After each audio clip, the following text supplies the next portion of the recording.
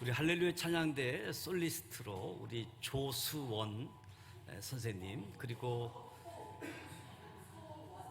조소원, 조씨, 소원씨, 그리고 우리 피아노 반주자의 김다훈 선생님 오셨는데 축복하고 환영하는 박수 하겠습니다.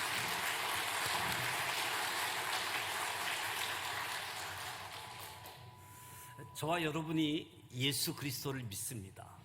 저와 여러분이 세례를 받았습니다.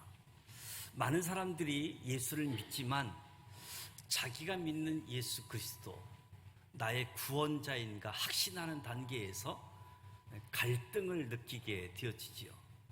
이런 갈등 때문에 신앙생활을 하다가 주저앉아 버리고 뒤돌아서 버리는 경우가 있습니다. 예수 그리스도를 믿은 후 우리가 더 나아가야 되는 단계는 우리 안에 영원한 생명이 있음을 확인해야지 됩니다. 이것을 구원의 확신이라고 말하지요.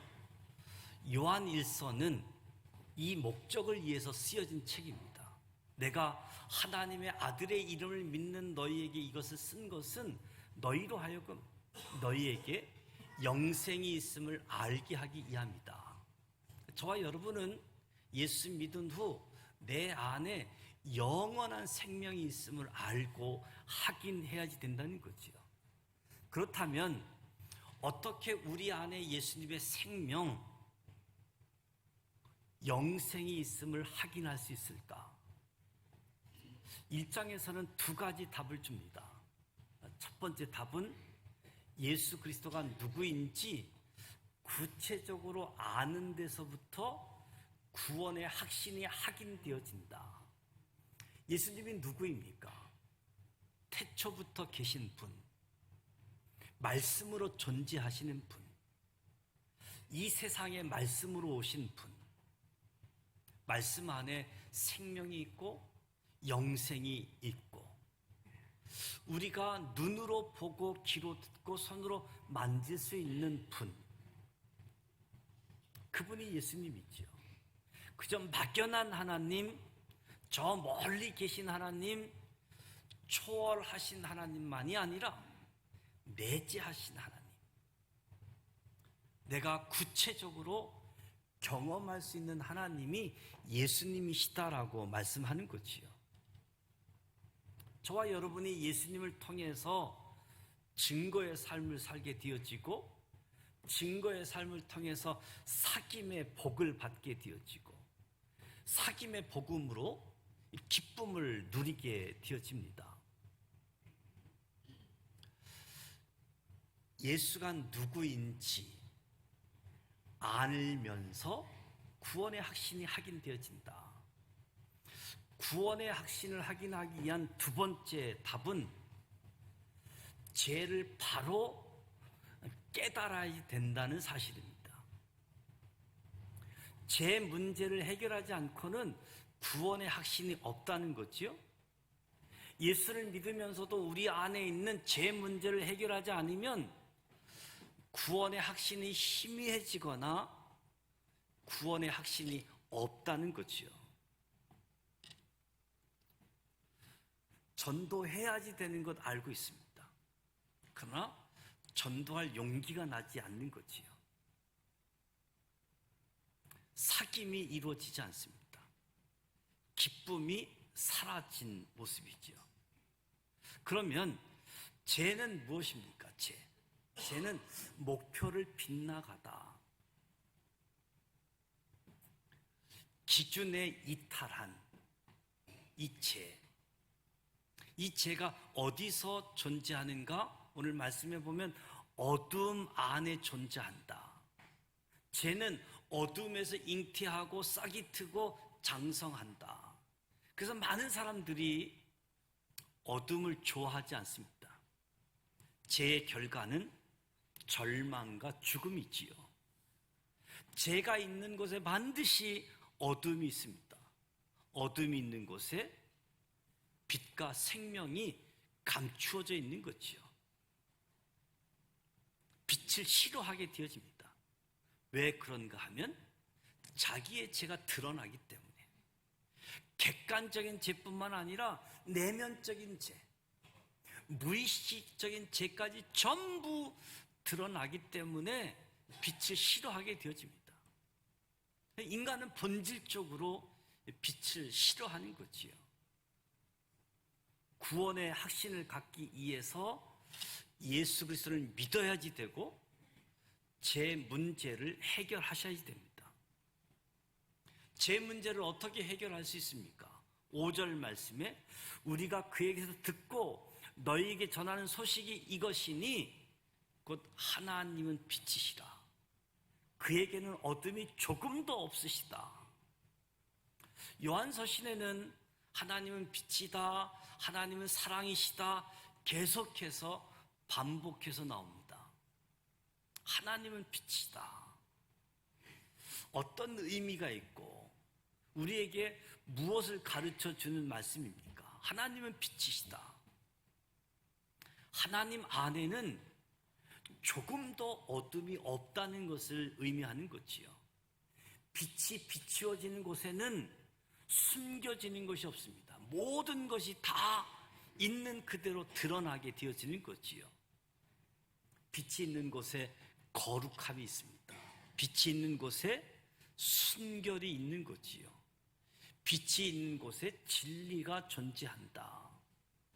그러니까 빛은 등대처럼 우리를 인도합니다.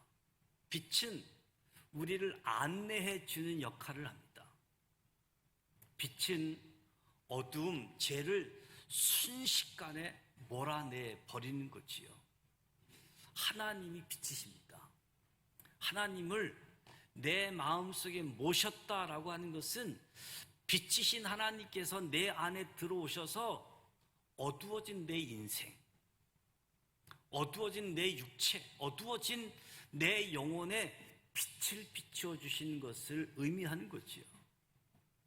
저와 여러분이 이 빛을 경험하게 될 때 나는 구원받았다라는 감격, 기쁨을 표현하게 되어지는 거지요. 아무리 예수님이 빛이시고 하나님이 빛이셔도 저와 여러분이 예수님을 믿어도 그 빛을 내가 실제로 경험할 수 없을 때에는 구원받았는지 안 받았는지, 영생이 있는지 없는지 잘 모르겠다라고 표현할 수밖에 없는 거지요. 성경을 보면 두 종류의 사람을 소개합니다. 어둠 가운데 거하는 사람, 빛 가운데 거하는 사람, 두 종류의 사람을 소개하는데 6절 말씀에 보면 만일 우리가 하나님과 사귐이 있다 하고 어둠에 행하면, 하나님과 사귐이 있다 하고 어둠에 행하면, 여기 어두운 가운데 행하는 사람은 예수를 모르는 상태에서 어둠 속에 있는 것이 아니라, 교회를 안 다니는 상태에서 어둠 속에 있는 것이 아니라 하나님과 사귐이 있다 하면서도 어둠 가운데 있는 사람을 가리켜서 어둠 가운데 행하는 사람이다라고 이야기합니다. 어둠 가운데 행하는 사람은 교회에서도 아주 열심히 있는 거지요. 성경 공부, 기도, 찬송, 헌금, 각 분야에서 봉사도 많이 하는, 열심히 신앙생활을 할 수 있는 거지요. 그런데 교회 밖 세상에 가서도 죄도 열심히 짓는 거예요. 하나님과 사귐이 있다라고 하면서도 계속 죄 안에 거하는 사람, 어둠 속에 행하는 사람이라는 거지요. 신앙 자체가 잘못된 사람입니다. 아니, 신앙이 아닐 수 있다라는 사실을 알아야 되는 거지요. 참 무서운 이야기입니다. 어쩌면 내가 교회를 등록을 하고 세례를 받았으니까 교인이라고 착각할 수 있겠지요. 그러나 실제로 자기 내면 생활을 들여다보면 여전히 죄가 계속해서 나를 지배하고 있다라는 사실을 보게 되어지는 거지요. 어둠 가운데 산다는 것 무엇을 의미하는가? 갈라디아서 5장에 있는 말씀을 보면 육체의 일은 분명하니 곧 음행과 더러운 것과 호색과 우상숭배, 주술, 원수 맺는 이런 일을 하는 자들은 하나님의 나라의 유업을 받지 못할 것이다. 우리가 하나님을 믿노라고 하면서도 계속해서 죄된 생활을 하고 계속해서 어두운 가운데 거하면 성경은 그 속에 진리가 없다. 그러니까 하나님 나라의 유업을 받지 못한다.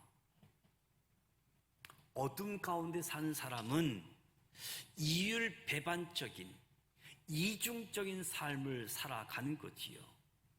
교회 와서는 신앙생활을 잘하고 교회 바깥에서는 세상 방식대로 사는 사람, 계속해서 이 두 가지 삶을 살아가는 겁니다.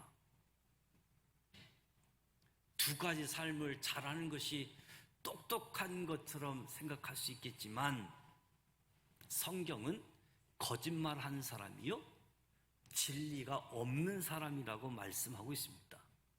마귀의 속성은 거짓말입니다. 마귀는 거짓말을 참 잘합니다. 귀신의 이름 거짓말이죠. 예수 그리스도의 탈을 쓰고 이율배반적인 삶을 사는 사람들을 어둠에 거하는 사람이라고 성경은 말하고 있습니다. 그러면 7절 말씀을 보면 반대로 빛 가운데 사는 사람을 소개하고 있습니다. 빛 가운데 사는 사람, 그가 빛 가운데 계신 것 같이 우리도 빛 가운데 행하면 우리가 서로 사귐이 있고 그 아들 예수의 피가 우리를 모든 죄에서 깨끗하게 하실 것이요, 빛 가운데 사는 사람은 서로 사귐이 있다라고 말하고 있습니다. 빛 가운데 있는 사람은 예수의 피가 우리 죄를 깨끗게 한다라고 말씀하고 있습니다. 하나님은 빛이십니다.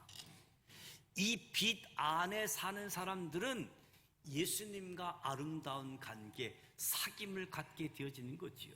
뿐만 아니라 세상에서도 사람들과 아름다운 관계, 사귐, 전도, 사귐을 갖게 되어지는 거지요.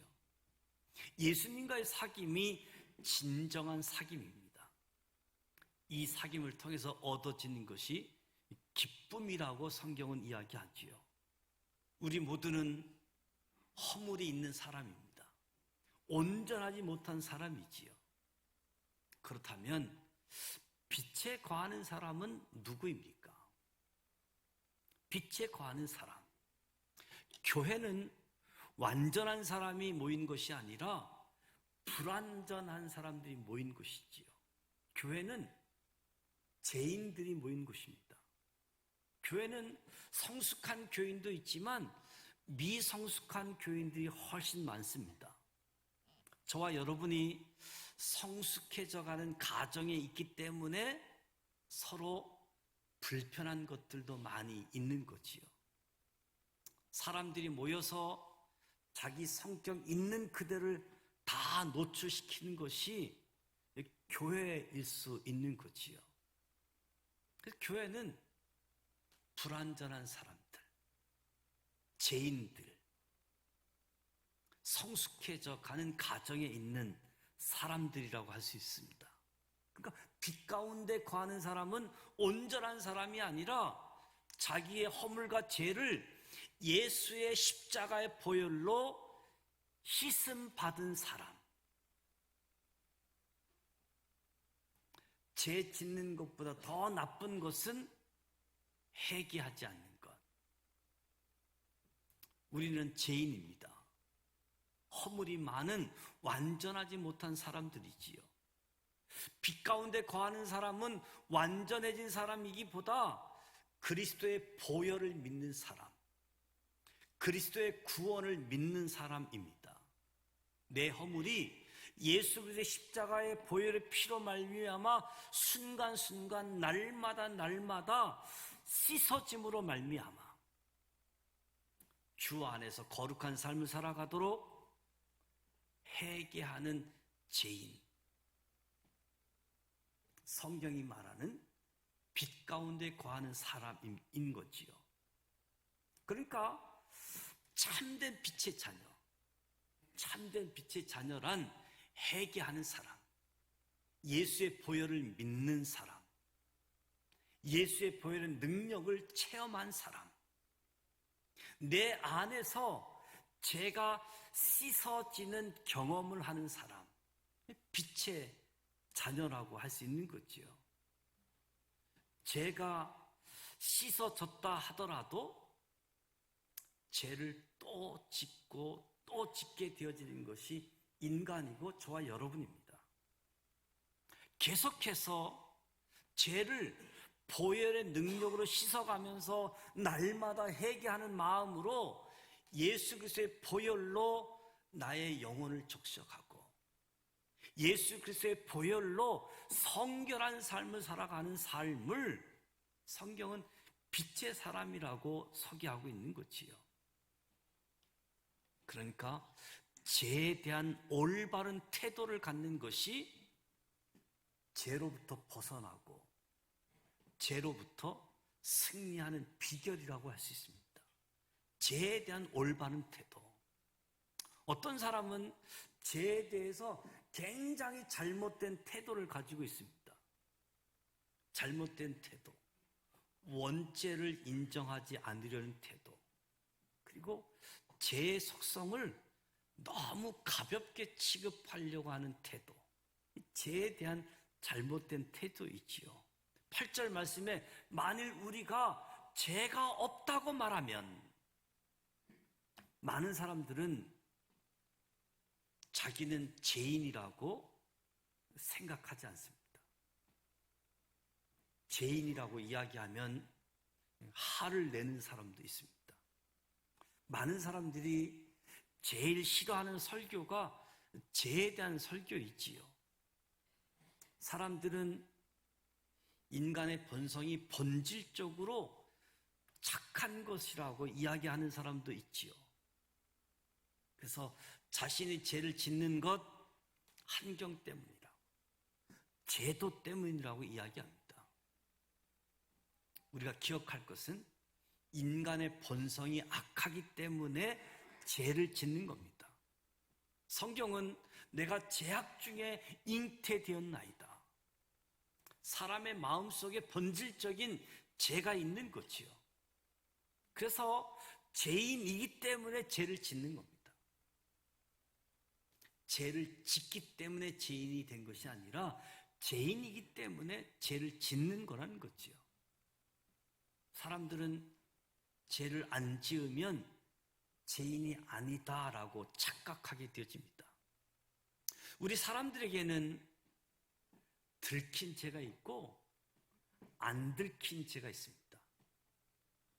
들키면 어디로 갑니까?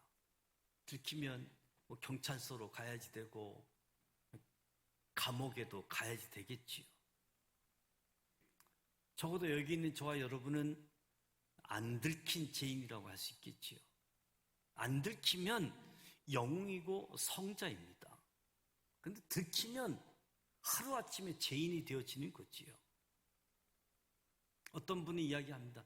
참 저 사람 성품은 착한데 죄를 지었다고. 착한 것처럼 착각한 것뿐이지요.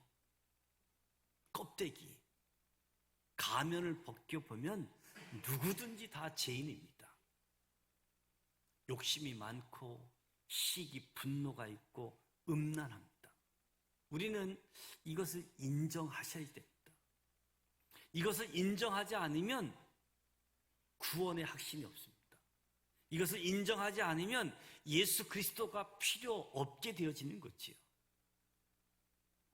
만일 우리가 죄가 없다고 말하면 스스로 속이고 또 진리가 우리 속에 있지 아니할 것이요.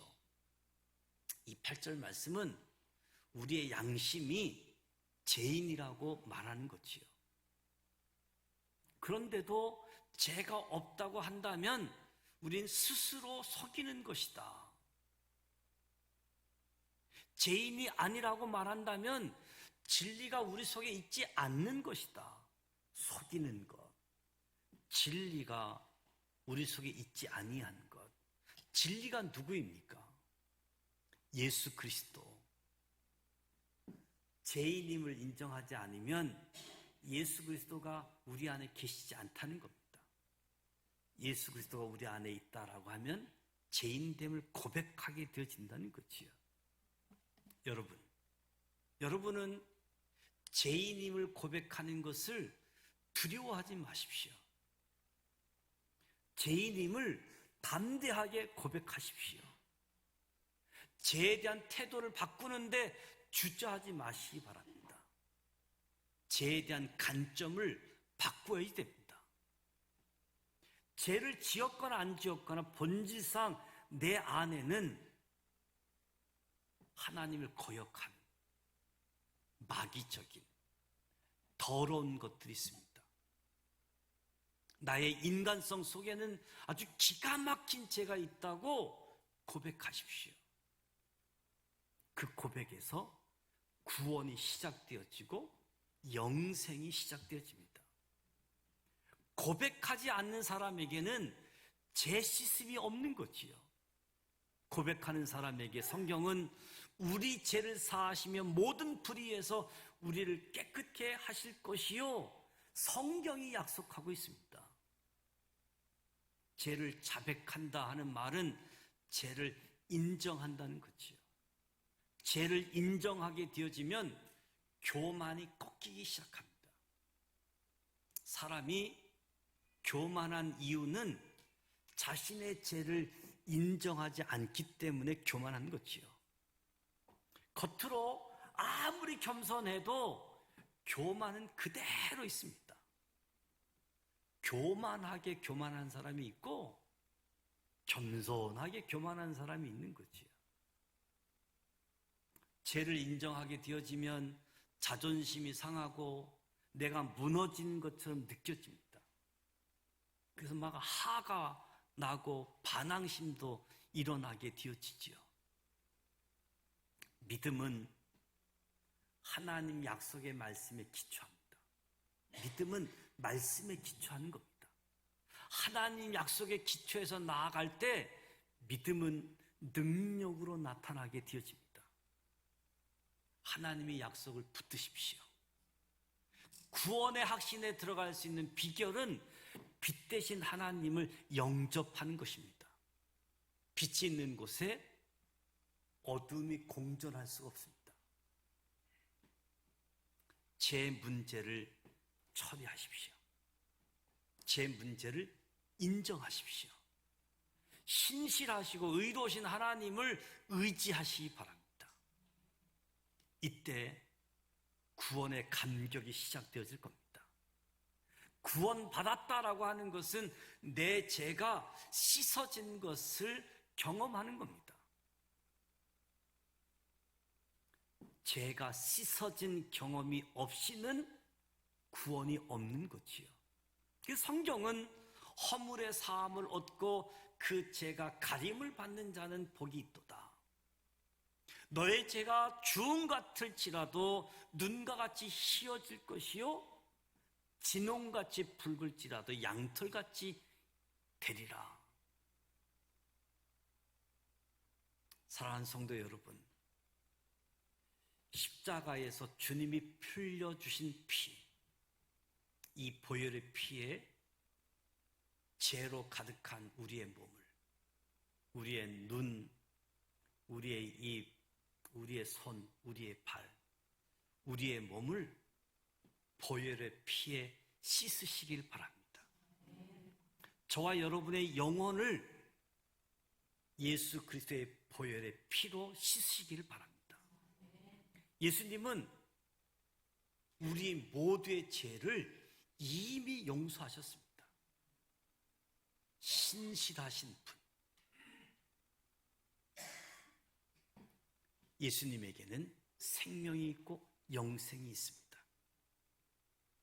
이것을 알게 될 때 구원의 확신이, 그리고 내가 죄인이고 내 죄가 깨끗하게 용서되어졌다 체험하게 되어질 때 구원의 확신이, 구원의 감격이, 구원의 기쁨이 지금도 앞으로도 계속해서 우리 신앙을 이끌어가게 되어질 겁니다. 우리 죄를 용서하신 예수님, 그분과 함께하고 그분의 보혈로 오늘도 회개하며 그리스도를 닮아가는 저와 여러분이 되시기를 주님의 이름으로 축복합니다. 기도합니다.